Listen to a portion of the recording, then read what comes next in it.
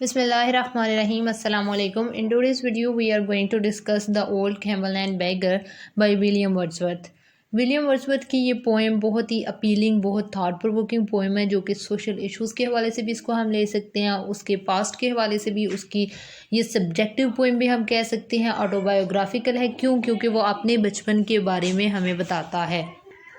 असल में ये पोएम एक ओल्ड बैगर के बारे में,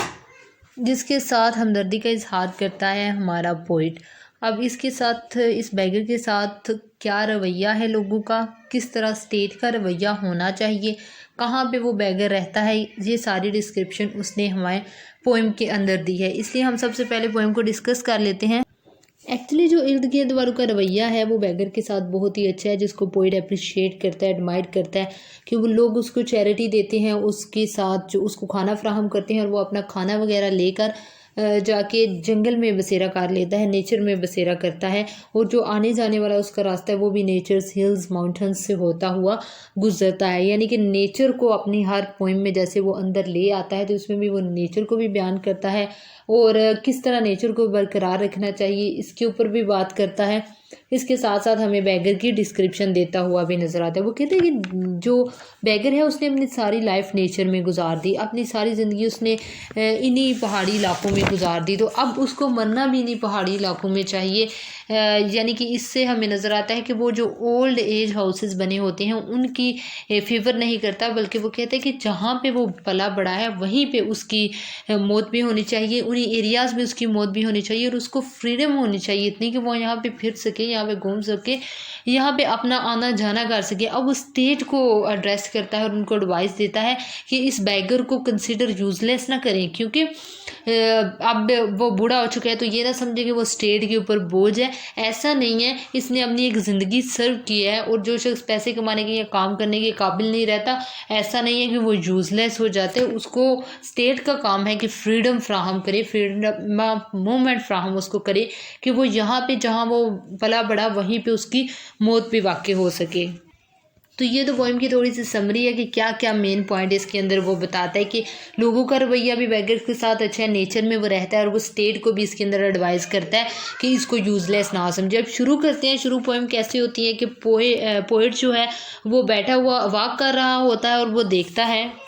कि एक हाईवे के पास बैठा हुआ है बूढ़ा जो कि बैगर है, और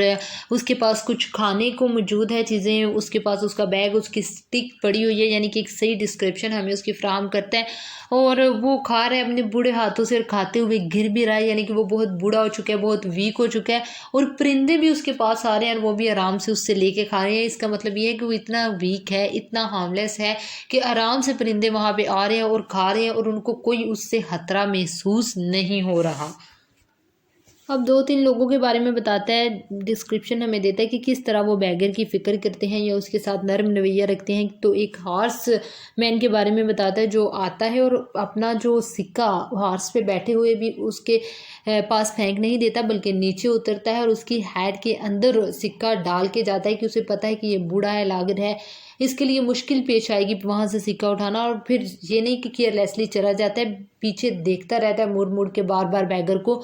कि ये शो कर रहा होता है उसकी केयरफुल नेचर को, कि वो कंसर्न है उसके बारे में, बार बार वो पीछे मुड़ के उस बैगर को देखता जा रहा है। एक लड़की के बारे में बताता है कि जो कि टॉल गेट पे काम करती है, और जब वो बैगर को आता हुआ देखती है तो वो अपना काम छोड़ देती है, उसके लिए रास्ते में चलने के लिए आसानी पैदा करती है। एक पोस्ट बॉय के बारे में बताता है कि जो कि बहुत ख्याल रखता है बैगर का, जब बैगर रोड के ऊपर चल रहा होता है और पीछे से वो अपनी साइकिल के ऊपर, अपनी बाईसाइकिल के ऊपर बार बार घंटी बजाता है, आवाज़ भी देता है उसको कि साइड पे हो जाओ, लेकिन फिर भी अगर बैगर साइड पे नहीं होता, फिर भी वो अपने बाईसाइकिल की स्पीड को स्लो करके और साइड से होता हुआ चला जाता है, विदाउट एनी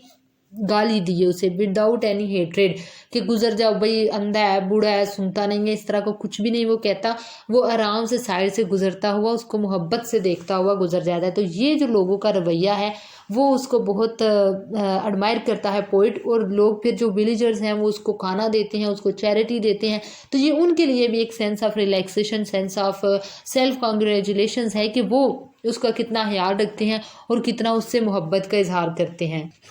नेक्स्ट स्टैंजा में हमें बताता है कि ये बिल्कुल बूढ़ा हो चुका है, ये बिल्कुल तन्हाई में रह रहा है, इसका कोई दोस्त नहीं है, कोई कंपेनियन नहीं है, और ये मतलब इन्हीं हिली एरियाज़, इन्हीं रूरल एरियाज़ में चलता है, इसके ऊपर नीला आसमान है। तो ये इसको बेनिफिट है कि नेचर के अंदर रहता है, कोई इंडस्ट्रियल वर्ल्ड शहरों के अंदर नहीं रहता, इसको विलेज में नेचर में रहने का बेनिफिट है कि ये इसी के साथ लगा रहता है और नेचर को ही इसने अपना दोस्त बनाया हुआ है। और इसको पुअर ट्रैवलर कहता है क्योंकि वो बहुत ही आहिस्ता से चलता है, और कहते हैं कि इतने उसके इर्द गिर्द वाले काबिल रहम है उसके साथ कि जो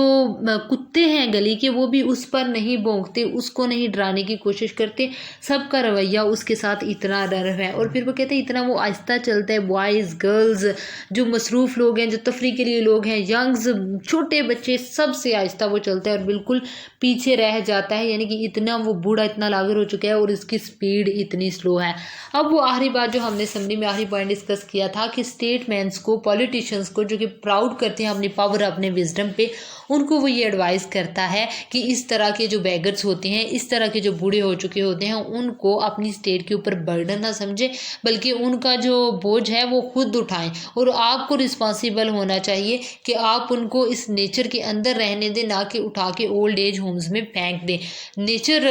के साथ मोहब्बत उनको करने दें क्योंकि वो सारी ज़िंदगी नेचर के अंदर बड़े हैं। और वो उनको तनकीद करते हुए कहता है कि किस तरह एक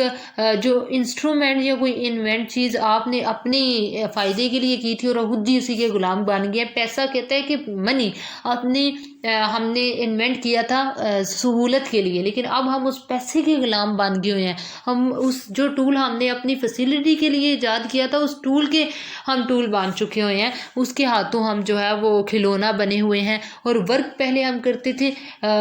अपना वक्त बिताने के लिए, फैसिलिटीज़ के लिए, लेकिन अब सब कुछ हमारे लिए हमारा वर्क ही हो चुके हैं। तो कहते हैं कि इस तरह की चीज़ें हैं जो कि सोसाइटी में चल रही हैं। पॉलिटिशियंस प्राउडली अपना बिहेवियर रखते हैं और लोगों को कुछ समझते नहीं है, वो उनको एडवाइस करने की कोशिश करता है, उनको क्रिटिसाइज़ करता है, उन पे सेटराइज करता है मेटाफर्स को यूज़ करते हुए।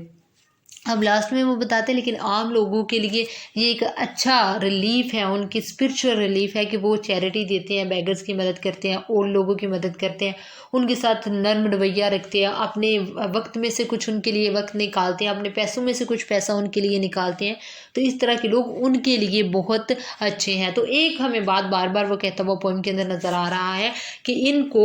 ये जो बेगर्स हैं, ये जो ओल्ड हो चुके हैं, हर एक को उनकी फ्रीडम फ्राहम होनी चाहिए कि वो जहाँ रहना चाहते हैं, जहाँ मरना चाहते हैं, जहाँ आना जाना चाहते हैं, उनको आने दिया जाए और उनको दुदकारा ना जाए। ब्लैंक वर्स में ये पोइम लिखी गई है। इसके अलावा इसके अंदर नरेटिव फॉर्म में लिखी गई है। हमें पूरी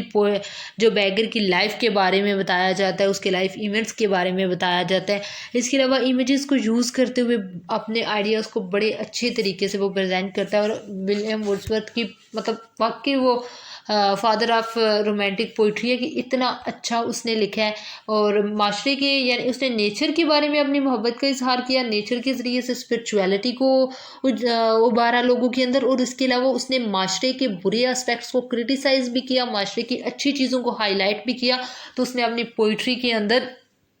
हर चीज़ को बयान किया और बड़े अच्छे से। इसी पोएम को अगर हम देख लें, नेचर के साथ लव, नेचर के साथ मोहब्बत, लोगों का अच्छा रवैया, पॉलिटिशियंस का बुरा रवैया, हर चीज़ को उसने इसके अंदर बयान कर दिया है कि जहाँ अच्छाई भी है वहाँ बुराई भी है। नेचर का क्या रोल है, नेचर कितना हमें रिलीफ फ्राहम करती है, किस तरह हमारे लिए एक दोस्त का काम करती है, ये सब कुछ उसने इसके अंदर हमें बताया। So I like him and I hope you like the video as well. And if you like the video, don't forget to subscribe the channel and give a big thumbs up to my video if you like the video. Thank you so much for watching the video.